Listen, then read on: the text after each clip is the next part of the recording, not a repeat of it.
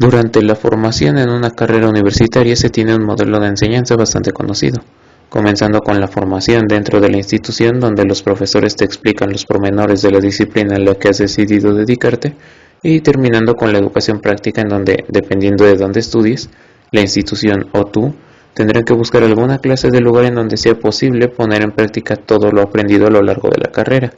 ya sea haciendo lo que se supone que debes hacer o trabajando de mandadero para las personas que de verdad trabajan ahí, con el único pago de saber que, ya sea que estés aprendiendo más o no, estás concluyendo este trámite tan necesario para entrar junto con todos los demás a esta cadena de desempleo en la que tendrás que labrarte tu propio futuro. Esta división entre el conocimiento teórico y práctico no es nueva en ningún sentido, ni tampoco es inventada por las instituciones. Si reducimos todo lo que sabemos hacer en sus escalas fundamentales, sabremos que todas las actividades que realizamos en el día a día tienen esta composición, teniendo una primera explicación que nos lleva a realizar múltiples intentos que nos lleva a su vez a realizar la actividad correctamente. Y bueno, este tipo de aprendizaje no es ajeno en la psicología. Por algo es que se nos llena de información a lo largo de toda la carrera, con el objetivo de conocer un abordaje general de la disciplina para que, durante las prácticas, podamos tener una idea de lo que tendremos que hacer en cada ámbito profesional, apoyados en el conocimiento previo y especializándonos en el ámbito que decidamos abarcar durante las prácticas. Claro que eso nos lleva a aprender a aplicar estos conocimientos que hemos ampliado a lo largo de los años en diferentes lugares, ya sea en el sector educativo, organizacional, el de salud, el social o de la clínica. En esencia, esta transición de lo teórico a lo práctico ayuda no solo a aprender a aplicar estos conocimientos que adquiriste, desvelándote para terminar la tarea que te dejaron hace 2 semanas, también para poder liberarte de ese pensamiento que le suele dejar a la escuela sobre cómo funciona la disciplina para caer en las exigencias de la institución y enredarte en sus nuevas maneras de trabajar. Y entonces cuando tienes tus prácticas profesionales en el ámbito clínico, tendría que ser relativamente simple, ¿no? Solo revisas lo que aprendiste sobre tal o cual trastorno, sacas tu DSM actualizado y te preparas para diagnosticar y tratar, ¿verdad? Porque es así de simple, ¿no? Hola a todos, les habla Danager, el tejedor psicoliterato, y esto es La Clínica. Bueno, como ya mencioné, toda área de conocimiento, más específicamente conocimiento científico, divide sus dominios en 2 ramos, el ramo teórico y el práctico. Es decir, primero se analiza y se teoriza la forma pura, por decir de alguna manera, del fenómeno, y luego de hacerlo se lleva a este conocimiento a la práctica, en la cual este conocimiento teórico puede guiar correctamente el proceder científico.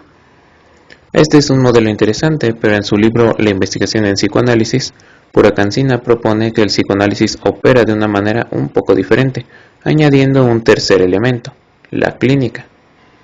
De acuerdo con Wikipedia, la psicología clínica es una rama de la psicología que se encarga de la investigación de todos los factores, evaluación, diagnóstico, tratamiento y prevención que afectan la salud mental y la conducta adaptativa en condiciones que pueden generar malestar subjetivo y sufrimiento al individuo humano, que, dicho en palabras simples, se refiere a la rama de la psicología que se encarga de atender a los pacientes, esa a la que muchos ya están acostumbrados al punto en que se considera como lo único que un psicólogo puede hacer. Pero dejando de lado el sesgo de la desinformación, esta definición de la clínica puede servirnos también para explicar un poco el funcionamiento de la clínica en psicoanálisis. Y es que la investigación del psicoanálisis, al ser una ciencia que se fundamenta en el uso de la palabra, requiere en todas las ocasiones que se realicen labores que se pueden delimitar en el área clínica de la psicología, ya sea el tratamiento per se, una psicoterapia breve, un grupo, una entrevista o demás elementos propios de la clínica. Y con todo esto el psicoanálisis es capaz de llevar a la práctica sus fundamentos teóricos, pero ¿y si la clínica fuera más allá?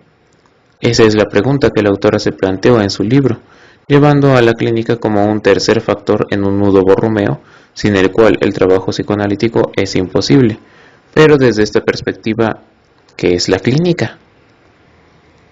Bueno, la clínica en psicoanálisis es el método de tratamiento e investigación que consiste en trabajar conjuntamente la teoría y la práctica para desarrollar ambas. Pongámoslo de esta manera. Ya vimos en un video anterior que Freud no creó la teoría psicoanalítica desde cero en la oscuridad de su estudio, ni tampoco desde su consultorio, sino que fue producto de su conocimiento de la época, Freud ya era alguien bien estudiado en literatura, filosofía, neurología y medicina antes de comenzar a atender a sus pacientes. Sin embargo, durante el desarrollo del psicoanálisis, Freud no se limitó simplemente a utilizar su conocimiento previo y aplicarlo con cada paciente. Lo podemos ver en el libro de Perres, al que también le hice mención en otro video. Durante la formación del psicoanálisis, Freud se encontraba en constante aprendizaje de la teoría psiquiátrica y biológica, pero era a través de la consulta con sus pacientes y de las cartas que escribía a sus colegas que Freud reflexionaba sobre la veracidad de las teorías que aplicaba, así como de sus fundamentos. Entonces, para Freud y para el psicoanálisis en general, la clínica no debe limitar su proceder en el saber terapéutico con el que cuenta, es decir, no basta con tratar a cada paciente utilizando la metodología propia de la disciplina. Por lo que aboga el psicoanálisis es el tomar a cada paciente como una oportunidad para comprobar, desarrollar, mejorar o reflexionar acerca de la teoría psicoanalítica en torno a su caso. No es sorpresa entonces que tanto Freud como Lacan recomendaban tomar cada nuevo caso como si fuera el primer caso, olvidando todo lo que uno creía saber. Así, la práctica, la teoría y la clínica serían algo indivisible para el psicoanálisis, pues la teoría es aquello que se estudia y que se pone en práctica a través de la tarea profesional, pero la clínica es aquello que anuda a ambas y a sí misma de forma en que la teoría desarrolle nuevos postulados de acuerdo a la época y el cambio en la disciplina del mismo modo que la práctica valida o elimina este saber, llevando a la clínica a volverse a desarrollar en un comportamiento casi cíclico en el que una cosa siempre va a llevar a la otra. Dicho esto, cabe aclarar que esta forma de ver no es exclusiva del psicoanálisis, es decir, otras disciplinas científicas y psicológicas también utilizan las prácticas como oportunidades para analizar los fundamentos de una teoría y desarrollar ambas. La diferencia aquí radica en que las demás disciplinas psicológicas y no psicológicas tienen esto como una rama aparte de la clínica, poniéndola en torno a la investigación, mientras que para un buen psicoanalista, el estudio teórico, el cuestionar el saber a través de la práctica y el desarrollar ambos con ayuda de la clínica es vital para que haya un desarrollo teórico favorable. Así, no basta con ceñirse el conocimiento de la teoría al tener un paciente nuevo, pues al tenerlo, se debe usar la hipótesis clínica para realizar una investigación teórica que te lleve a una práctica que ayude al desarrollo del conocimiento. Si romantizáramos este proceder tan propio del psicoanálisis, podríamos decir que esta sería una manera perfecta de operar, ¿no? Porque con algo así la teoría siempre se mantendría actualizada y los métodos de investigación bien corregidos en todo momento. Sin embargo, rara vez las cosas son tan simples, y es que aquí nos encontramos con dos dificultades a tener en cuenta. Como ya mencioné, el psicoanálisis trabaja desde dos aristas de manera conjunta, como una ciencia que teoriza a partir de los efectos y como una que provoca los efectos para teorizar a partir de ellos, y para desarrollarlos de una mejor manera se suele llevar a cabo un historial que en conjunto puede llevar a un modelo que a su vez conduzca a un matema, que para Lacan sería la expresión más pura del conocimiento. Sin embargo, al ser el historial una breve reseña de los pormenores y antecedentes de un caso clínico, hay una serie de complicaciones que pueden aparecer. Al realizar un historial es importante tener la información del paciente lo más precisa posible, tomando notas donde se resalte lo importante y que pueda citarse palabra por palabra. Sin embargo, en más de una ocasión, tomar notas de inmediato sería imposible, ya sea porque el paciente se siente incómodo al ver cómo se realizan notas, o porque se encuentra en un estado en el que simplemente libera demasiada información. Esta complicación puede ser algo difícil, pero no es insalvable, pues es posible realizar anotaciones posteriores a través de aprendizaje de recursos mnemotécnicos que le ayuden a mejorar la memoria para hacer las anotaciones más tarde y sin que el paciente se incomode. Este es principalmente durante un caso largo que lleva más de un año de duración, y es que durante la redacción de un historial es inevitable buscar que sea lo más exacto posible, pero al hacerlo en casos largos existe el riesgo de introducir información demasiado repetitiva o que tenga que ver con sesiones en las que no hubiera habido movimiento. Pero este tipo de complicación es fácilmente salvable durante la primera revisión del historial, en la cual sería posible eliminar ese sesgo al ver qué partes de la información son las que se repiten o cuáles parecen innecesarias para el conocimiento del historial. Considerando que el psicoanálisis utiliza el contenido del inconsciente como objeto de estudio, no es de extrañarse que los pacientes revelen una buena parte de sus vidas, sus deseos, sus fantasías y percepciones a lo largo de las sesiones, algo que resulta complicado al momento de escribir un historial que será usado para la investigación, pues es necesario que se censure toda información que pueda implicar la identidad o la privacidad del paciente. Y aun cuando una cierta omisión de detalles como el nombre, vivienda u ocupación son de ayuda, esto se torna más complicado si algún dato personal es relevante para la explicación del caso, teniendo que ser muy cuidadosos con respecto a qué es lo que se va a liberar y qué no. Por último, al ser un historial, una reseña de los antecedentes y los eventos que ocurren durante y en ocasiones después del caso, es complicado organizar toda la línea temporal de los eventos narrados por el paciente al considerar que la regla fundamental del psicoanálisis indica que el contenido liberado durante la sesión no necesita ser expresado en orden, por lo que es común que se compliquen las fechas o el orden de distintos acontecimientos. Hasta este punto, las dificultades presentadas en la clínica son algo complicado durante los primeros casos, pero la experiencia dada por el tiempo y diversos recursos hacen que pueda aún salvarse de manera sencilla hasta cierto punto. Sin embargo, la segunda dificultad de la clínica en psicoanálisis presenta algunas nuevas complicaciones a tener en cuenta. Si tuviéramos que llamar a esta dificultad de algún modo en específico, creo que sería dificultad propia de la disciplina, y es que, aunque me refiero aquí únicamente al psicoanálisis, hay algunas complicaciones que pueden dañar tanto al psicoanálisis como a otras disciplinas psicológicas o no psicológicas. La primera de ellas podría ser llamada como la complicación del vale todo, debido a lo que mencionábamos atrás, y es que si cada psicoanalista está en constante investigación y actualización de la teoría, eso llevaría a una infinidad de teorías que podrían verse reflejadas en toda clase de quimeras sin sentido como el neuropsicoanálisis, y aún así sostenerse en que la disciplina invita a que se realicen investigaciones continuas, porque nadie tiene la verdad de la verdad.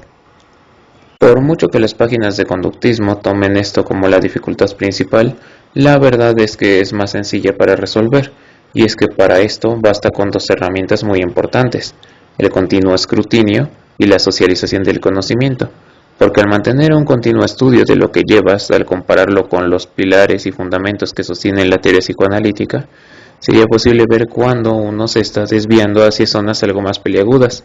mientras que la socialización de las investigaciones a través de coloquios, seminarios y demás ayuda a que uno se mantenga actualizado en cuanto a la teoría del mismo modo en que puede contrastar y corregir partes de su propia investigación.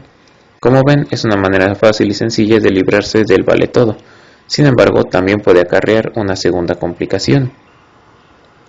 En realidad, esta segunda complicación debería derribarse tan pronto uno realiza su propio análisis, pero tomando en cuenta que en muchos lugares ya no se considera necesario analizarse para la formación, no me sorprende que exista. Pero considerando lo curioso del asunto, me gustaría bautizarla como la complicación del supuesto saber, y tiene que ver con suponer que todo el conocimiento que se adquirió durante la carrera otorga las herramientas necesarias para tratar cualquier tipo de trastorno, problemática, a nivel psíquico o social. Esta complicación lleva a que la persona no se cuestione la teoría que se le enseñó en la escuela y que, por lo tanto, se limite solo a llevar al paciente por las mismas zonas que el supuesto analista ya revisó en anteriores casos, lo que lleva a un análisis en el que pueden pasar 10 años sin que haya algún cambio, o que el mismo analizante termine con las sesiones al ver que el tiempo pasa sin ningún cambio. Esta complicación debería ser eliminada con la práctica por sí misma, pues tarde o temprano el analista que se supone el saber se encontrará con un caso que genere una dificultad que no sea capaz de salvar a menos que socialice el caso, lo lleve a supervisión o por lo menos que le haga revisar literatura al respecto. Sin embargo, la mayoría de estas soluciones se ven coartadas cuando se llega a la última complicación. La última complicación es quizá la que más problemas lleva durante la práctica clínica, y es que aquella que atañe a las instituciones propias de la disciplina, a las que podemos encontrar tres tipos principalmente: las que consideran que seguimos en el año en el que se publicó la interpretación de los sueños y continúan revisando los mismos casos de antaño sin ningún aporte nuevo o de teoría actual; las que consideran que son las únicas que pueden explorar la verdad de la verdad del psicoanálisis y la sociedad, por lo que eliminan cualquier segunda interpretación sin piedad, y las instituciones vale todo, que llevan a considerar que la psicología del yo, la psicología analítica, la teoría de Fromm o la terapia de Viktor Frankl es el psicoanálisis, y que todo aporte podría considerarse válido sin importar el origen, el desarrollo o el fundamento epistemológico. Y es curioso porque, dicho así, parece que esta tercera complicación es la consecuencia de no atender las primeras dos a tiempo. Sin embargo, es aquí en donde el psicoanálisis recibe su peor fama, en la que se mira como una teoría rancia en la que son solo un grupo de pseudocientíficos reuniéndose en instituciones con el único propósito de darse la razón a sí mismo. Estas complicaciones, como ya dije, son del psicoanálisis, pero también pueden existir en cualquier disciplina, y la única forma de combatirlas es mirar todo lo que se estudie con un ojo crítico que cuestione planteamientos nuevos y viejos y plantee nuevas formas de trabajo a partir de la práctica y el estudio. En otras palabras, la única manera de evitar las complicaciones propias de la clínica es hacer clínica. La clínica vista desde el psicoanálisis es una forma interesante de ver las disciplinas científicas, una que nos invita a mantenernos en constante búsqueda de conocimiento y actualización, y que, más allá de los riesgos, las dificultades y las complicaciones, constituye una manera de estudiar el fenómeno con la confianza del conocimiento previo, pero con la humildad y la sabiduría para entender que nadie posee el conocimiento absoluto y que el único modo de mantenerse libre de los dogmas y de las creencias mal fundamentadas es continuar preparándose y actualizándose, solo para ver que en realidad el tiempo, obligaciones y la misma sociedad intentan echar por tierra nuestros esfuerzos. Pero ya les hice un video con las complicaciones de la psicología, ¿no? Así que si eligieron la carrera, ya es su problema y toca resolverlo. Y con este cierre cínico y sorprendentemente circular es que concluye el video de hoy. Espero que les haya gustado y que les haya mostrado una nueva manera de mirar el ámbito clínico y la disciplina científica en general. Si conseguí alguna de esas dos cosas, no olvides dejar tu like y comentar tu postura con respecto al tema del video. Eso sí, debatir está bien siempre que sea desde la búsqueda del conocimiento y no desde la perpetuación de los dogmas. Y bueno, si llegas a checar alguno de los videos de psicología que cité y te gustaron, no olvides suscribirte, porque subo videos todos los meses. Pero si te gustan las reseñas, las argumentaciones y la literatura, pues estás de suerte porque subo video cada 10 días. Y sin nada más por añadir, me despido. Les habló Danager, el tejedor psicoliterato, y nos estaremos viendo en un próximo video. Adiós.